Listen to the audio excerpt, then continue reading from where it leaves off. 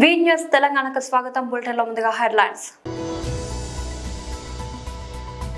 నాంపల్లిలోని BJP రాష్ట్ర కార్యాలయంలో కేంద్ర మంత్రి శ్రీ జి కిషన్ రెడ్డి మీడియాతో ప్రసంగిస్తున్నారు.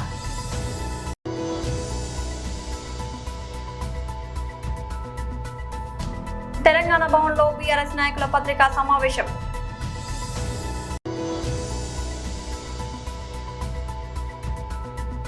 మాజీ మంత్రి Jogi Ramesh press meet.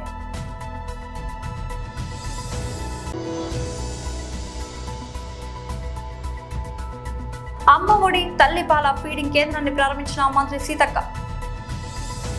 నాంపల్లిలోని BJP రాష్ట్ర కార్యాలయంలో కేంద్ర మంత్రి శ్రీ జి కిషన్ రెడ్డి గారు మీడియాతో ప్రసంగిస్తున్నారు. పాత్రికేయ మిత్రులందరికీ నమస్కారం.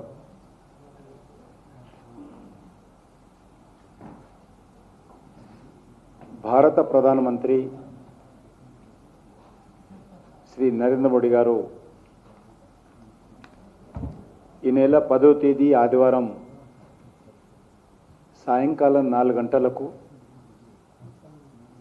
మన తెలంగాణకు వస్తూ ఉన్నారు.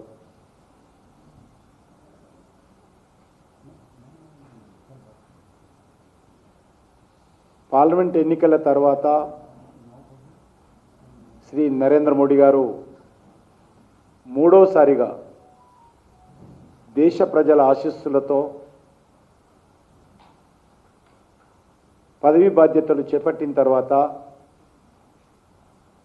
మొదటిసారి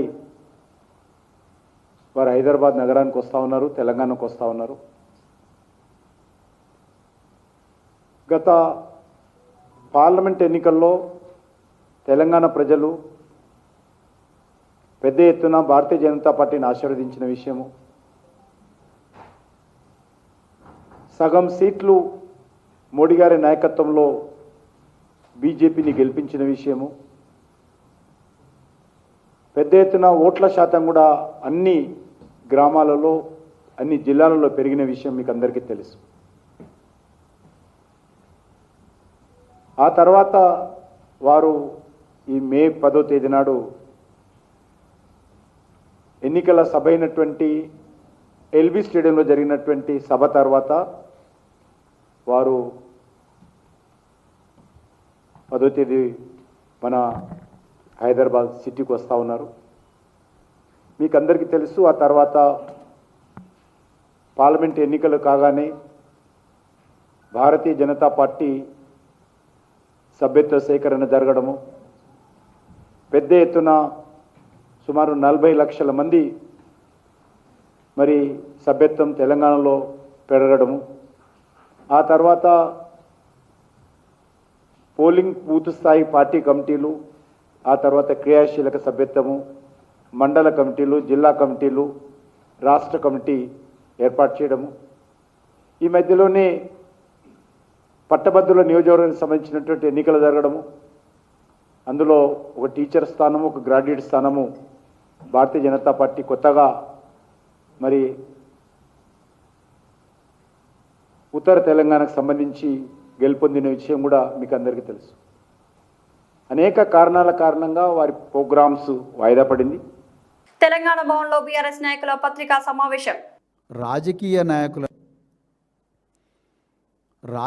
నాయకుల మా పార్టీ దృష్టికి వచ్చింది. అది ప్రజల ముందర పెట్టాలని చెప్పేసి ఈరోజు మేమందరం కూడా మీడియా ముందుకు వచ్చాం. తెలంగాణ ప్రజలందరికీ కూడా తెలుసు, 2024లో మార్చి నెలలో పంజాగుట్ట పోలీస్ స్టేషన్లో ఒక పోలీస్ అధికారి ఇచ్చిన అడిషనల్ ఎస్పీ ర్యాంకులో ఉండే పోలీస్ అధికారి ఇచ్చిన కంప్లైంట్ మేరకు ఈ టెలిఫోన్ ట్యాపింగ్ కేసు అనేది రిజిస్టర్ అయింది. అది పూర్తిగా సాంకేతిక ఆధారాలతో చేయాల్సిన ఇన్వెస్టిగేషన్, అంటే టెక్నికల్ ఎవిడెన్స్ బేస్ మీదనే చేయాల్సిన ఇన్వెస్టిగేషన్. ఇదేదో భూతద్దం పెట్టో లేకపోతే ఇంకా ప్రపంచంలో అత్యాధునిక నేర పరిశోధకులు ఎవరైతే ఉన్నారో వాళ్ళందరినీ తీసుకొచ్చి చేయాల్సినంత సీన్ ఈ కేసులో లేదు. మీకు అనుమానం వచ్చింది, మీరు ఇన్వెస్టిగేషన్ చేస్తారు, దానికంతా కూడా టెక్నికల్ ఎవిడెన్స్ ఉంది. నిజానికి మేము చాలా సార్లు కూడా ఇదే తెలంగాణ భవన్లో చట్టబద్ధంగా జరిగే ట్యాపింగ్ను నేరంగా చిత్రీకరిస్తున్నారు అనేది చాలాసార్లు కూడా మేము ఈ వేదిక చెప్పడం జరిగింది. దానికి మా మీద లీగల్ నోటీసులు కూడా మరి పోలీసు ఉన్నతాధికారులు ఇచ్చిండ్రు.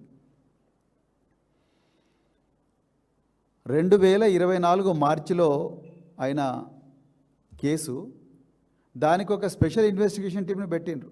అదంతా కాదని మళ్ళీ 2025లో ఆ స్పెషల్ ఇన్వెస్టిగేషన్ టీం స్థానంలో రాజకీయ నాయకులు రావడం లేదని వాళ్ళని ఎట్లని చెప్పి కేసీఆర్ గారిని, హరీష్ రావు గారిని, కేటీఆర్ గారిని, ఎమ్మెల్సీ నవీన్ కుమార్ను, ఇంకా మిగతా అందరినీ కూడా మళ్ళీ ఇందులో ఎట్లయినా ఇరికించి వాళ్ళ మీద ఛార్జ్షీట్ ఫైల్ చేసి వాళ్ళని జైలుకు పంపించాలి అన్న కుట్రతోని మళ్ళీ 2వ స్పెషల్ ఇన్వెస్టిగేషన్ టీము పెట్టిండ్రు.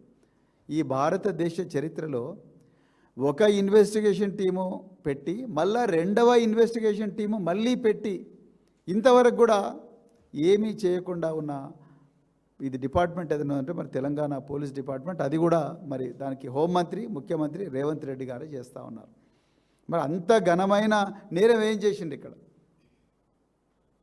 మళ్ళీ చెప్తున్నాం, ఇది చట్టబద్ధంగా Indian telegraph act 1885 rule 5 section 5 ప్రకారమే జరిగింది. ఇది మాజీ మంత్రి జోగి రమేష్ ప్రెస్ మీట్. గంటల తరబడి, పూటల తరబడి లైన్లో నిలబడితే కనీసం పట్టించుకొని ఈ ప్రభుత్వాన్ని, ఈ ముఖ్యమంత్రిని అడుగుతా ఉన్నా, ఏమయ్యా చంద్రబాబు నాయుడు, దాన్ని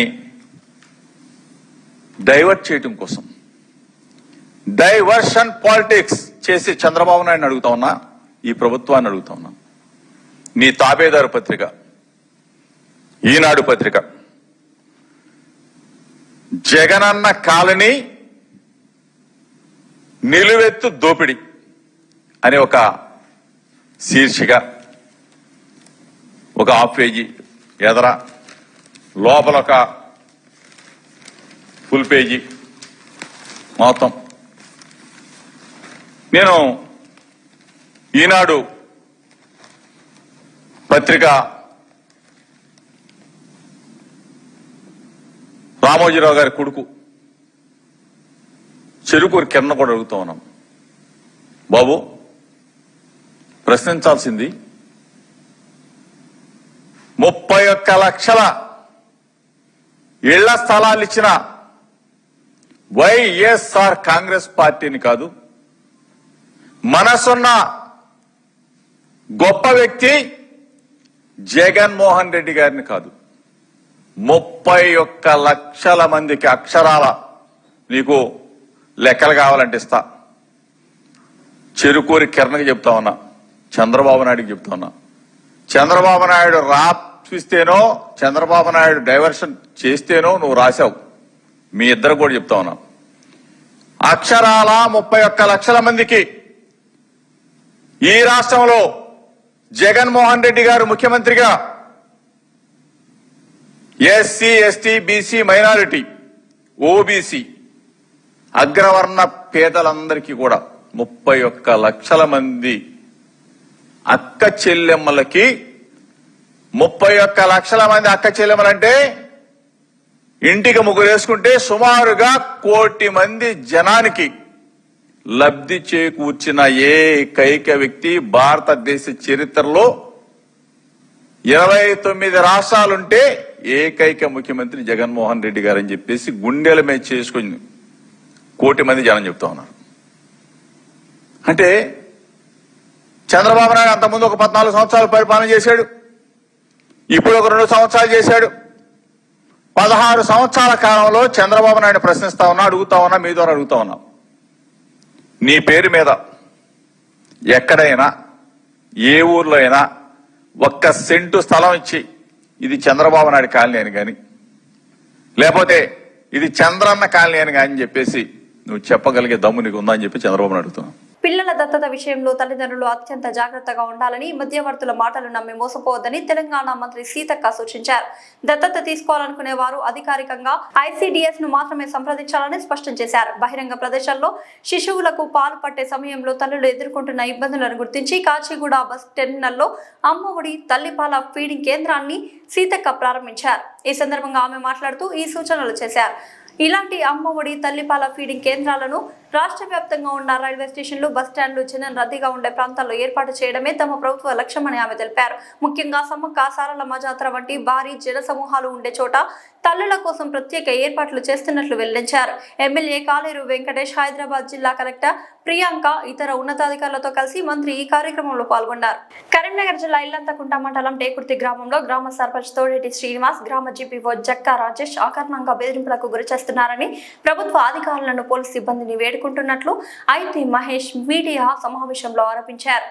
ఈ సందర్భంగా వారు మాట్లాడుతూ, టేకుర్తి గ్రామస్తుడైన ఐతే మహేష్ మాట్లాడుతూ, మా తాతగారైన ఐతే రాజయ్య వారసత్వంగా వచ్చిన భూమి సర్వే నెంబర్ 2B/A/1, 2B/B1 లో గల 8 గుంటల విస్తీర్ణం గల భూమిని అకారణంగా గ్రామదేవత శివాలయ దేవాలయానికి ఇవ్వాలని నన్ను కాంపౌండ్ గోడ కట్టనివ్వకుండా అడ్డుకట్టలు వేస్తూ గ్రామ సర్పంచ్ జీపీఓ వైశ్య కుటుంబం ఊరిలో ఒకటే ఉంది అన్నట్టు ఉద్దేశంతో మమ్మల్ని బెదిరింపులకు గురి చేస్తున్నారని ఆరోపించారు. గత సంవత్సరం నుంచి మేము ఎంఆర్ఓకి, ఆర్ఐకి విషయాన్ని తెలపగా మీ పట్టా భూమి మీకే ఉంది అని నిర్ధారించినారని, అయినా వినకుండా శివాలయం పక్కన ఉన్న ఆ బాది భూమిని కబ్జా చేసుకున్న వాళ్ళని నిర్ధారించకుండా అకారణంగా ఉద్దేశంతో భయభ్రాంతులకు గురి చేస్తున్న విలేజ్ సర్పంచ్ జేపీఓ రాజేష్ ని విచారణ చేసి మా కాంపౌండ్ నిర్మాణాన్ని నిర్మించే విధంగా చూడాలని మండల ఎంఆర్ఓ ఉన్నతాధికారులు పోలీస్ సిబ్బందిని వేడుకుంటున్నట్లు తెలిపారు.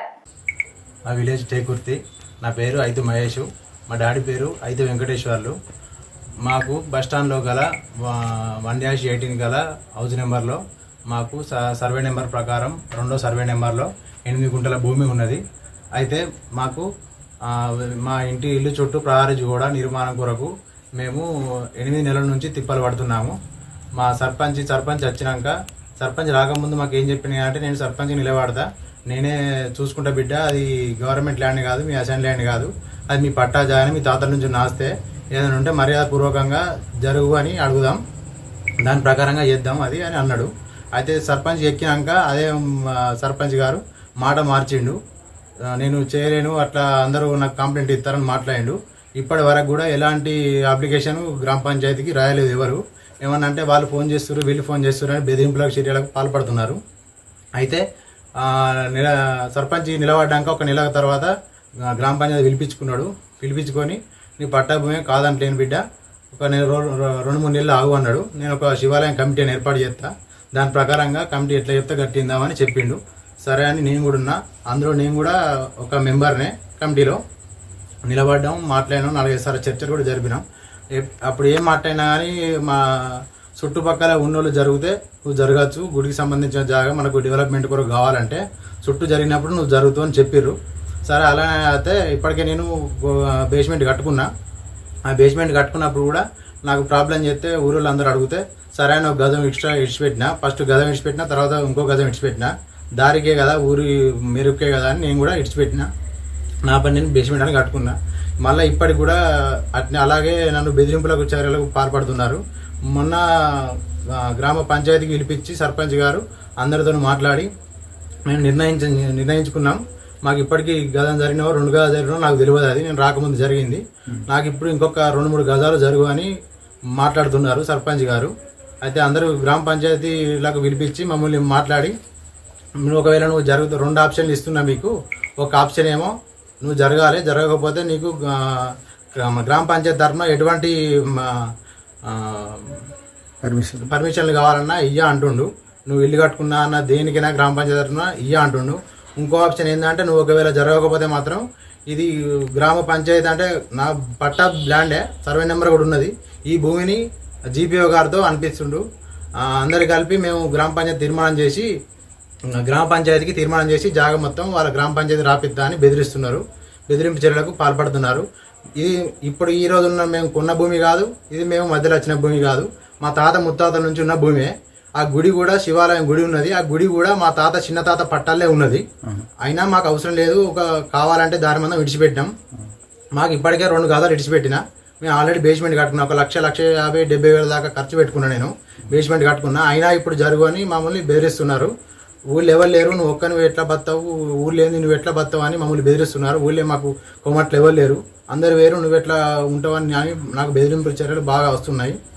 అయినా ఇన్ని రోజుల నుంచి ఆగుదాం, వేడి చేద్దామని అయినా వాళ్ళు వినట్లేదు. ఎటు చేసి నన్ను జరుపుతా అంటారు. అని ప్రాబ్లం చెప్తారు బాగా. ఎవరెవరు చేస్తున్నారు నేను ప్రాబ్లం? టేకుర్తి సర్పంచ్ శ్రీనివాస్ ఏమంటుండు? ఇంకొక 2 గదాలు జరగవు అని లోపలికి అంటుండు. జరగకపోతే మొత్తం గ్రామ పంచాయతీకి తీర్మానం చేస్తా అంటాను. మా ఇల్లుతో సహా జాగాతో సహా మొత్తం గ్రామ పంచాయతీకి రాస్తా అంటాను. అంటే మీరు రిజిస్ట్రేషన్ లేండా? Registration land. దేనికి ఇవ్వమంటాడు? అకారణంగా ఇవ్వమంటాడా లేక అకారణంగా నన్ను కావాలని ఒక భయప్రాంతాలకు గురి పెట్టుకుంటే నన్ను ఒక్కడిని టార్గెట్ చేసాడు. అది ఏంటంటే కక్ష పూరితంగా తప్ప ఏం లేదు ఇందులో. ఎందుకంటే ఎలాంటి ఫిర్యాదు కూడా గ్రామ పంచాయతీకి రాలేదు, మాకు చెప్పలేదు. మరి వీళ్ళు ఇచ్చిర్రు వీళ్ళు రాసిర్రు అని వాళ్ళని కూడా పిలిపియని చెప్పినాం. వాళ్ళని కూడా వస్తే మేము మాట్లాడదాం వాళ్ళతో కూడా అన్నాం. ఎవరు ఫిర్యాదు ఇచ్చారో వాళ్ళని కూడా రమ్మన్నారు. తప్ప వెనకటి నుంచి వాళ్ళకు కూడా వెళ్ళేమని ఉంటే మేము కూడా వాళ్ళకు పాలిస్తా అని కూడా మాట్లాడినాం. అంటే పర్యవేక్షణలో మీకు ఏమన్నా రెవెన్యూకు అప్లికేషన్ ఇట్లా చేసిరా? ఎంఆర్ఓ ఇట్లా ఆర్ఐ ఇట్లా వచ్చిరా? వీళ్ళు వచ్చి పేరు వరకు ఆర్ఐ నాగరాజు సార్ కూడా వచ్చిపోయిండు. ఏమన్నాడు? చెప్పిండు ఏది గవర్నమెంట్ భూమి కాదు, అసైన్ ల్యాండ్ కాదు, ఏదున్నా మీ పట్టా ల్యాండే బిడ్డ, మీరు కాదంటలేదు మీరు చేద్దా అంటలేరు. వాళ్ళు మాట్లాడుకుని కుక్కుని మాట్లాడుకుంటే దెబ్బనైనా జరుగు అంటే మీకు వీలైతే జరగచ్చు లేకపోతే లేదన్నాడు. ఆ సార్ వెళ్ళిపోయిండు. ఇప్పుడు మొన్న కొత్త ఆర్ఐ గారు కూడా వచ్చిర్రు. నాకు మొన్ననే వచ్చిర్రు 3 రోజుల కింద. రంజిత్ రెడ్డి గారు వారు కూడా వచ్చిర్రు. బాబుకి ఇట్లా జరిగితే బాగుంటదని మాట్లాడారు. సార్ మేము ఇట్లా జరిగినామని చెప్పిన, అయినా కానీ మీరు ఆలోచించుకొని జరిగితే బాగుంటదని మాట్లాడాను. సరే సార్ ఆలోచిస్తాం కానీ మరి వీళ్ళు బెదిరింపులు చర్యలు పాల్పడతారు, మరి మీరు రిక్వెస్ట్ అంటారు, ఏదైనా రిక్వెస్ట్ అని మీరు మాట్లాడతారు. ఆర్ఐ గారు రిక్వెస్ట్ అన్నారు. మరి రిక్వెస్ట్ అంటారు, మీరు వీళ్ళు బెదిరిస్తున్నారు సార్ అని అన్న. అదేం లేదు, ఏదైనా ఉంటే ముక్కుకొని మాట్లాడుకో సర్పంచ్ అని సార్ కూడా చెప్పిండు వాళ్ళకు. మరి వీరు గ్రామ పంచాయతీకి కంప్లైంట్ మీ ఆబ్జెక్షన్ ఇచ్చారు కదా? ఆబ్జెక్షన్ ఎవరు ఇస్తారు? పంచాయతీ కార్యదర్శి గారు ఏమన్నారు? పంచాయతీ కార్యదర్శి సర్పంచ్ ఏది చెప్తే నోటీసులు ఇవ్వమంటే మాకు 2 సార్లు నోటీసులు కూడా ఇచ్చారు. మాకు ఫస్ట్ నోటీస్ ఇచ్చిందంటే అక్రమంగా నిర్మాణం చేసుకుంటామని, పర్మిషన్ లేకుండా కడతానని. ప్రహారీ గోడకు పర్మిషన్ కావాలని నేను అడుగుతానే పర్మిషన్ ఉండదు, ప్రహారీ గోడకు ఇల్లు అయితే పర్మిషన్ ఉంటుందని చెప్పిండు. అదే గ్రామ పంచాయత్ సెక్రటరీ గారు. అదే మళ్ళీ నోటీస్ ఇచ్చి పర్మిషన్ లేకుండా కట్టుకుంటానని మళ్ళీ నోటీస్ ఇచ్చారు. దానికి నోటీస్ కూడా రిప్లై ఇచ్చిన నేను. మళ్ళీ రిజిస్టర్ సర్టిఫికేట్ ఇట్లా సబ్మిట్ చేసాం, అన్ని చూసారు. 10వ తరగతి పరీక్షా ఫలితాల్లో సంగారెడ్డి జిల్లా ఆమీర్పూర్ బ్రీహా స్కూల్ ప్రపంచం సృష్టించిందని పాఠశాల చైర్మన్ విజయకృష్ణ తెలిపారు. 100% ఉత్తీర్ణత సాధించిన విద్యార్థులను అభినందించారు. ఆమీర్పూర్ బ్రీహా స్కూల్లో ఏర్పాటు చేసిన మీడియా సమావేశంలో ప్రతిభ కనబరిచిన 10వ తరగతి విద్యార్థులతో కలిసి మాట్లాడారు. విద్యార్థులు సాధించిన ఫలితాలను వెల్లడించారు. మొత్తం 32 మంది 10వ తరగతి పరీక్షలు రాయగా 600 మార్కులకు గాను 588 మార్కులు సాధించిన స్కూల్ టాపర్ గా నిలిచిన అక్షిత, 586 మార్కులతో హాసిని, 580 మార్కులతో శ్రేయ ద్వితీయ తృతీయ స్థానాలు కైవసం చేసుకున్నారని తెలిపారు. టాపర్ కు 25,000 రూపాయలు, ద్వితీయ స్థానంలో నిలిచిన వారికి 15,000 రూపాయలు, తృతీయ స్థానంలో నిలిచిన వారికి 10,000 నగదు పురస్కారాలు అందించి ప్రోత్సహించారు. అంకిత భావం, అధ్యాపకుల శిక్షణ, విద్యార్థుల నిరంతర కృషి అద్భుత ఫలితాలకు కారణమని తెలిపారు. ఈ సందర్భంగా ఉత్తమ ఫలితాలు సాధించిన విద్యార్థులను సన్మానించారు. ఈ కార్యక్రమంలో పాఠశాల director doctor N Priyabandhavi, principal mister G Radhika, అధ్యాపకులు, విద్యార్థులు, తల్లిదండ్రులు పాల్గొన్నారు. Have really achieved great marks. Not only the ones who are quick learners, but also the slow learners also achieved great marks. So out of 32 students, 30 students secured 500 plus. That is astonishing. Many schools achieve these milestones with great strength, but we only have 32. In that 32 also, we achieved great success. Thank you and congratulations to all the students. అందరికీ నమస్కారం అండి. 2026 Telangana SSC public ఎగ్జామినేషన్లో Ameenpur బ్రీహా school విద్యార్థులు చాలా అద్భుతమైనటువంటి ఫలితాలు సాధించారని తెలియజేయడానికి సంతోషిస్తున్నాం. టోటల్గా 32 మెంబర్స్ ఎగ్జామ్కి అపీర్ అయ్యారు.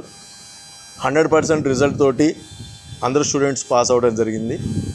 అంతేకాదు హైయెస్ట్ మార్క్ 588 జే అక్షిత, అలాగే సెకండ్ హైయెస్ట్ 586 టి హాసిని, అలాగే థర్డ్ హైయెస్ట్ 580 శ్రేయ సాధించడం జరిగింది.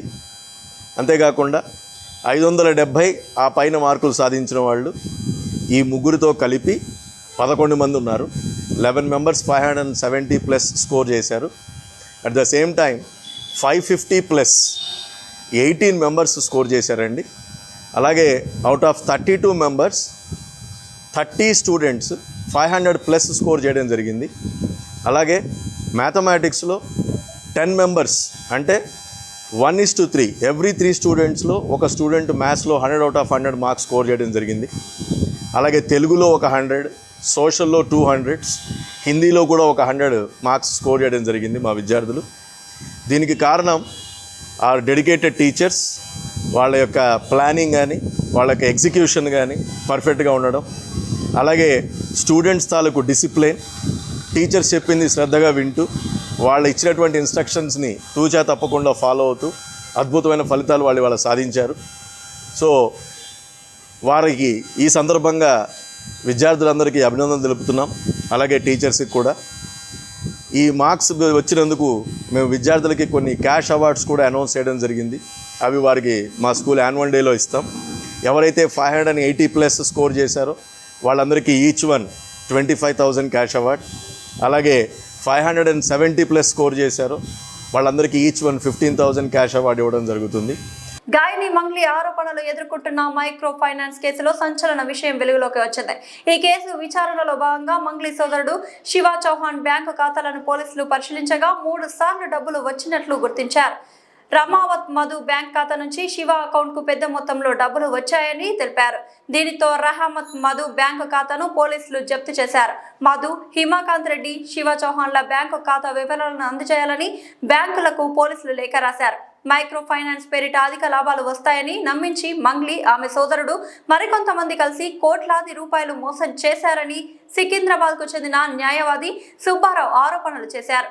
ఈ ఆరోపణలపై తాను మంగ్లీని సంప్రదించే ప్రయత్నం చేయగా ఆమె బెదిరింపులకు పాల్పడిందని చెప్తూ పంజాగుట్ట పోలీసులకు ఫిర్యాదు చేశారు. దీంతో మంగ్లీ, ఆమె సోదరుడితో పాటు మరో 3 పోలీసులు కేసు నమోదు చేశారు. మరోవైపు తన పేరును ఉపయోగించుకొని సుబ్బారావు ప్రాచుర్యం పొందాలని చూస్తున్నారని ఆరోపిస్తూ మంగ్లీ కూడా ఫిర్యాదు చేశారు. బులెటిన్ ముగించే ముందు హెడ్లైన్స్ మరోసారి. నాంపల్లిలోని బీజేపీ రాష్ట్ర కార్యాలయంలో కేంద్ర మంత్రి శ్రీ జి కిషన్ రెడ్డి మీడియాతో ప్రసంగిస్తున్నారు.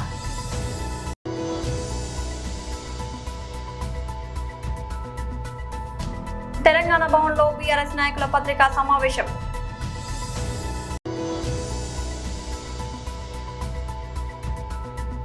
మాజీ మంత్రి జోగి రమేష్ ప్రెస్ మీట్.